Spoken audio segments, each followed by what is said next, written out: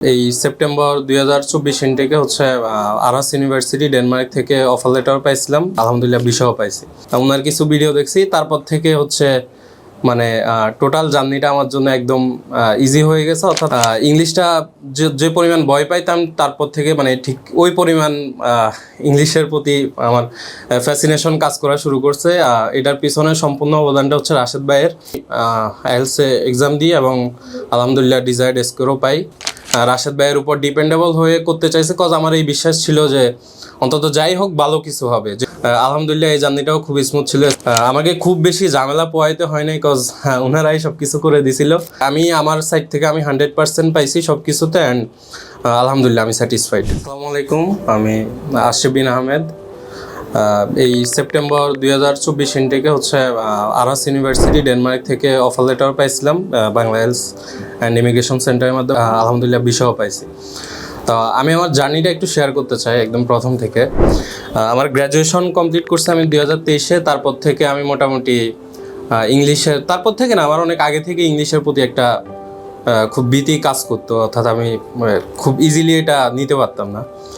তারপর আমি graduation complete করার পর প্রায় 6 মাস থেকে 8 মাস আমি জাস্ট ঘুরছি এটার জন্য যে কোথাও MOI দিয়ে অ্যাপ্লাই করে বা কোনোভাবে ভিসা করা যায় কিনা। পরে দেখলাম যে এটা একটু ডিফিকাল্ট, অ্যান্ড পরবর্তীতে আমার হয়তোবা জিনিসটা প্রবলেমেটিক হইতে পারে। দেন হচ্ছে আমি অনলাইনের মাধ্যমে হচ্ছে প্রথমে রাশেদ ভাইয়ের সন্ধান পাই, তারপর ওনার কিছু ভিডিও দেখছি, তারপর থেকে হচ্ছে মানে টোটাল জার্নিটা আমার জন্য একদম ইজি হয়ে গেছে। অর্থাৎ আমি ইংলিশটা যে পরিমাণ ভয় পাইতাম তারপর থেকে মানে ঠিক ওই পরিমাণ ইংলিশের প্রতি আমার ফ্যাসিনেশন কাজ করা শুরু করছে।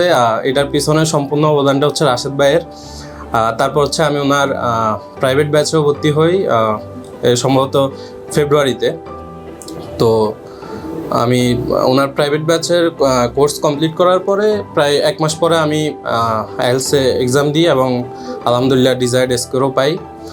তো তারপর আমি আবার হচ্ছে মানে আমি এখান থেকে ভরসা হারাইতে চাই নাই, অ্যান্ড আমি আমার নেক্সট প্রসিডিওরগুলো হচ্ছে টোটালি আমি রাশেদ ভাইয়ের উপর ডিপেন্ডেবল হয়ে করতে চাইছি, কজ আমার এই বিশ্বাস ছিল যে অন্তত যাই হোক ভালো কিছু হবে। যেটাই হয় বা যেটাই হবে পরবর্তীতে সেটা আমার জন্য ভালো কিছুই হবে। সো পরবর্তীতে আমি BIICর সাথে কাজ করা শুরু করি, অ্যান্ড আলহামদুলিল্লাহ এই জার্নিটাও খুব স্মুথ ছিল। স্পেশালি হচ্ছে সোহাগ ভাই অ্যান্ড ফয়সাল ভাই, ওনারা যথেষ্ট হেল্প করছেন আমাকে একদম শুরু থেকে শেষ পর্যন্ত, অ্যান্ড টোটাল প্রসেসটাই আমার জন্য খুব ইজি ছিল, অ্যান্ড আমাকে খুব বেশি ঝামেলা পোয়াইতে হয়নি, কজ ওনারাই সব কিছু করে দিছিল। সো আমি আমার পার্সোনাল সাইড থেকে অবশ্যই রিকমেন্ড করব যে কারো যদি ওই রকম স্বপ্ন থাকে যে বিদেশে গিয়ে পড়াশোনা করার মতো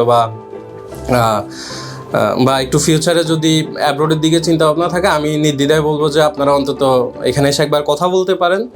তারপর যদি আপনাদের ভালো লাগে বা সব কিছু ঠিকঠাক থাকে আপনারা ওই দিকে আগাইতে পারেন। বাট আমি আমার সাইড থেকে আমি 100% পাইছি সব কিছুতে, অ্যান্ড আলহামদুলিল্লাহ আমি স্যাটিসফাইড।